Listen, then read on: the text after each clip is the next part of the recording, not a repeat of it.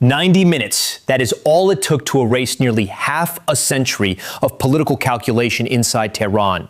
Not by airstrike, not by foreign invasion, not by sanctions, but by a single coordinated act that detonated from within. On April 22nd, the civilian face of the Iranian state was erased in a single morning. The president, the Speaker of Parliament, and the foreign minister, three names that until yesterday represented the only imaginable line between the regime and the street, were each forced aside, silenced, or placed under house arrest. Not by a foreign enemy, by the very military institution that claims to defend the Islamic Republic. Before the world could process what had happened, a chilling signal confirmed the scope of the takeover. Three supposedly independent leaders, three separate offices, but one identical message posted within minutes, word for word. That was not three men speaking. That was one hand holding three phones. And as that hand tightened its grip, it triggered a crisis that no missile, no blockade, no external pressure had ever managed to produce. The regime is now eating itself, and the consequences are spiraling out of anyone's control. Inside Iran, power has always been layered, a complex web of clerics, parliamentarians, intelligence chiefs, and military commanders, each with their own loyalties and red lines. But in that moment, the web snapped. The Islamic Revolutionary Guard Corps, better known by its initials, IRGC, moved in not as a shadowy background force, but as the overt master of the state. The question that hangs over Tehran is not who rules, but whether anyone rules at all. What just happened inside those marble offices is not a coup in the classic sense. It is an institutional mutation, the state turning into its own jailer, the civilian mask being ripped away to reveal the iron face beneath. The world watched for war in the Gulf, for missiles at sea, for American bombers in the air. Instead, the real detonation came from a locked room in Tehran, and its shockwave is still radiating outward. If questions like this one are the kind you find yourself turning over long after the headlines fade, you are the audience this work is for. Subscribing is a single click that ensures the next story finds you, and your thoughts in the comments often shape the conversation that matters most. To understand the gravity of this moment, you have to see past the headlines and into the machinery that has kept the Iranian regime alive for decades. The IRGC is not just a military force. It is Iran's largest infrastructure, controlling infrastructure, telecommunications, petrochemicals, and banking through its construction arm, Hatam al-Anbiya. It is the regime's intelligence network, its ideological enforcer, and increasingly, its only functioning government. For years, this arrangement was tolerated because it was stable. As long as the IRGC defended the state, its privileges grew. But the logic was always circular. In wartime, the IRGC is indispensable. Its budget explodes, its contracts multiply, and its authority expands under the banner of national emergency. In peacetime, uncomfortable questions return. Why does a military own the country's construction, its telecoms, its banks? Why is its budget insulated while hospitals and schools crumble? The answer for the IRGC is simple. Permanent conflict is the only guarantee of permanent power. And when civilian leaders began to suggest that diplomacy, not war, might be the path forward, the IRGC's existential alarm bells went off. The trap had been set weeks earlier. What looked like a victory for moderates was actually an exposure, a test of loyalty that the military intended to fail. April 22nd was when the mask finally fell. The removal of Parliament Speaker Ghalibaf from negotiations in Islamabad was framed as a resignation, but the chronology gives the lie. The talks collapsed and Ghalibaf was sidelined on the very same day. He was not stepping away from failed negotiations. He was forced out by the very institution he once served. That detail matters. Ghalibaf is IRGC to his core, a former corps commander, shaped by the same barracks as his new jailers. This was not an ideological purge. It was a surgical elimination of anyone, military or civilian, willing to sit across a table and talk. In the IRGC's calculus, diplomacy is not a tool, it is a threat. And the only way to eliminate that threat is to neutralize anyone who believes in it. The identical messages posted by 3 top officials the next morning were the punctuation mark at the end of that sentence. No regime confident in its own authority needs to synchronize its leaders' voices so completely. Only a regime in crisis does. And the world took notice. Jesse Waters at Fox, Iran International, ISWC, all reached the same conclusion. The civilian government is no longer in control, not even of its own social media accounts. The implications are enormous. The United States, which has spent months structuring sanctions and negotiations around the assumption that there is a coherent authority in Tehran, is suddenly facing a ghost. If the IRGC is running the show backstage with civilians left as window dressing, then every diplomatic overture is being answered by a ventriloquist, not a partner. Washington's first response reflected that realization. When the news broke, Vice President Pence, Jared Kushner, and Steve Witkoff gathered with Trump to assess options. Intelligence advisors laid it out. The Iranian government is not a unified entity. The negotiation team likely cannot deliver on any deal. A power seizure is underway. Trump's public offer to extend the ceasefire was not a gesture of goodwill. It was a trap. He demanded a joint proposal from Tehran, knowing that unified decision-making is now structurally impossible. The extension is a rope, and the regime is tying itself in knots. Every day the blockade holds, the IRGC's internal contradictions deepen. They need conflict to justify their power, but conflict is killing the economy, and a dead economy will kill their grip on power in turn. The treadmill accelerates, the harder they run. At 8:10 a.m. on April 23rd, Treasury Secretary Besant announced that Karg Island's oil storage would reach capacity within days.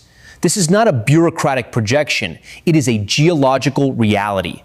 Wells that can't export must shut down. Restarting them requires billions in repair, and even then, permanent damage is done.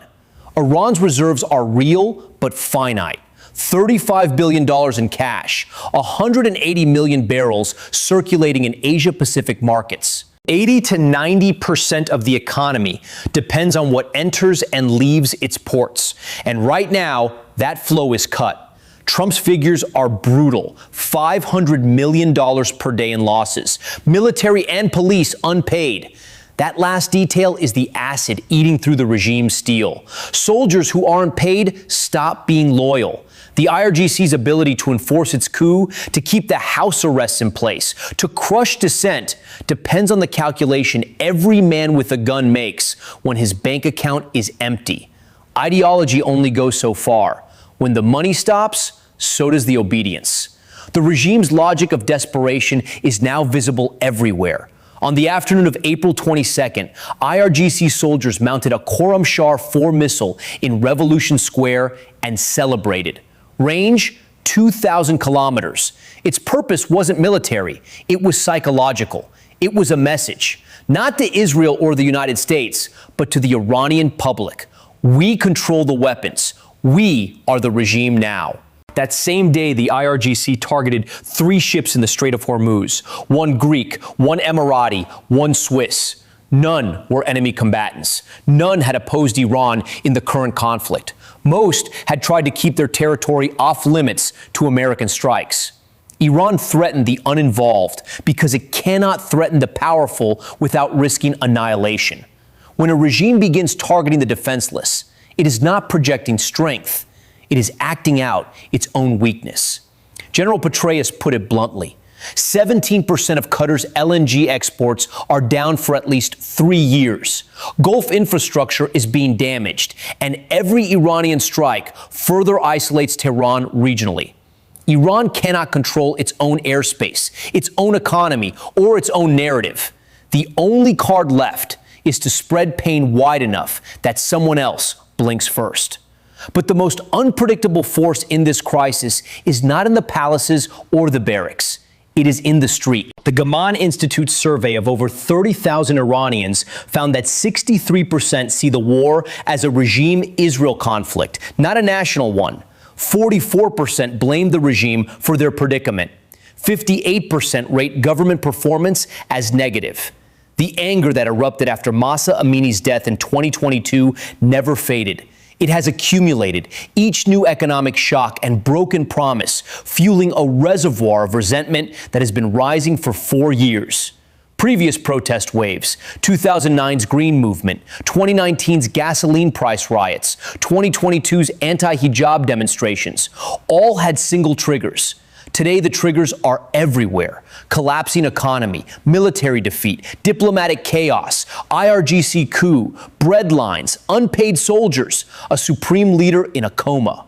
The calls for the army to join the people are not just slogans. They are signals to the Artesh, the regular military, whose own soldiers face the same economic desperation, whose wounded are reportedly left to die by IRGC units refusing to send ambulances. If enough officers decide the regime is not worth defending, the IRGC's grip could snap, not by popular revolution, but by a collapse of security from within. What came next would prove that everything the analysts had assumed about the situation was built on a foundation that was already crumbling. The nuclear dimension is the shadow looming over every calculation now. Under the old hybrid government, there was at least a theoretical path to a deal. Civilian negotiators could bargain. Diplomats could maneuver. The architecture for compromise remained in place. Under full IRGC control, flexibility vanishes. Vahidi's red lines are existential. The nuclear program is non-negotiable. Its surrender is regime suicide. That closes not just the door on a deal, but the entire building. And with it, the threat of proliferation explodes. Saudi Arabia and Turkey have already told American officials that an Iranian bomb means they must pursue their own. The nightmare scenario: 4 or 5 Middle Eastern states racing toward the bomb simultaneously is no longer a distant risk, but a live wire. Israel's calculus shifts in parallel. If there is no diplomatic off-ramp, if Iran's nuclear intentions are now in the hands of the most uncompromising military faction, the timeline for preemptive action shrinks. Netanyahu's willingness to talk ceasefire in Lebanon was partly predicated on a negotiable Iranian nuclear posture. If that posture hardens, so does Israel's trigger finger. Russia and China, for their part, are not sentimental. Both have expressed concern over the blockade. Both have positioned themselves to exploit Iranian weakness. Russia fills the oil markets Iran can no longer supply. China calls for open seas while weighing whether a military-run Iran is more predictable than the old hybrid. For Moscow and Beijing, a distracted Washington is a strategic advantage, not a crisis. The axis is not one of solidarity, but of convergent self-interest. That single decision set off a chain of events that most observers still have not fully mapped, and the consequences are still unfolding today. The full cost ledger is now coming into focus. 5 explosions in Tehran on the morning of April 23rd, officially described as air defense drills, but perfectly timed to coincide with coup rumors, missile displays, and the public silencing of the regime's civilian faces. The regime is signaling control, but the signals are becoming indistinguishable from panic.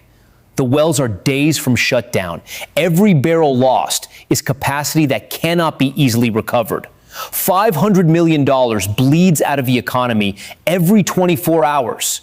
Soldiers are unpaid, bread lines lengthen, and the only visible government is a military command structure that cannot pay its men or feed its population.